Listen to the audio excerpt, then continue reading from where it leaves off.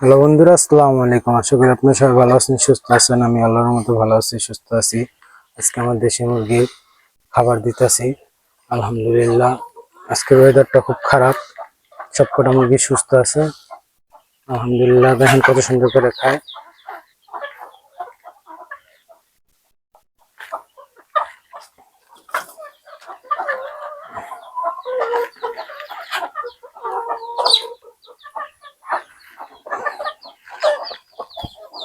আলহামদুলিল্লাহ, সবকটা মুরগি সুস্থ আছে। এটা আমার হলো ব্রয়লার মুরগি। মুরগিটা আমি ছোট বাচ্চা কিনে আনছি, 8টা মুরগি বাচ্চা কিনে আনছিলাম। এখন মনে করেন একটা বাচ্চা আছে, আলহামদুলিল্লাহ এটা অনেক বড় হয়েছে। সবাই আমার নতুন খামারের জন্য দোয়া করবেন। এমনি খামার নাম দেওয়ার উদ্দেশ্য হলো ছোট পরিসরে অল্প করে বাড়ানোর চেষ্টা আছে, তো তাই আলহামদুলিল্লাহ যখন ওরা খায় আমার খুব ভালো লাগে। সবকটা মুরগি মাশাআল্লাহ সুস্থ আছে।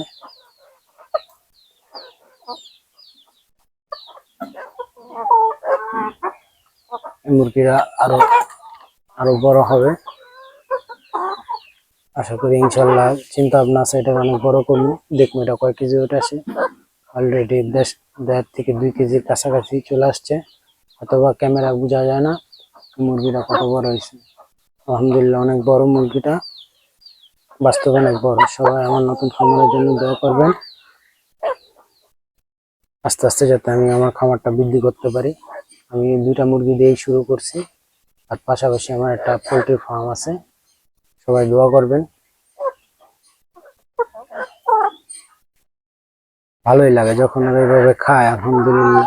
আর আমি যখন কাজের থেকে আসি তখন ওরা আমার দেখলে পাগল হয়ে যায়, আমার সব দূরে আসে সব।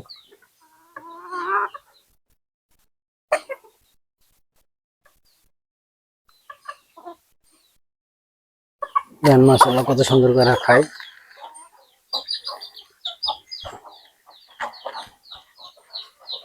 এভাবে সবাই অল্প পরিসরে দেশি মুরগি পালন করার চেষ্টা করবেন। অল্প অল্প করে যদি বৃদ্ধি করতে পারেন, আশা করি দেশি মুরগি খামার থেকে ভালো একটা প্রফিট আসে। যেমন অ্যাডাল্ট হওয়ার পর থেকে একটা ডিমের চাহিদা হয়, ওই ডিম দিয়ে যদি আস্তে আস্তে আপনি কুচে বসায়, মানে আমাদের এলাকার ভাষায় কুচে বসায় যদি ডিম ফুটান, তারপরে ওই ওই বাচ্চা ফুটানোর পর বাচ্চা দিয়ে যদি বাচ্চার মারে দিয়ে যদি 15 থেকে 20 দিন ধরেন ব্রুডিং করান, আশা করি বাচ্চাগুলো সুস্থ হয়। আমার মনে করেন একটা বাচ্চা 60টা আর একটা বাচ্চা 60টা, আলহামদুলিল্লাহ। আর একটা বাচ্চা একটা নিয়ে বের হয়েছে।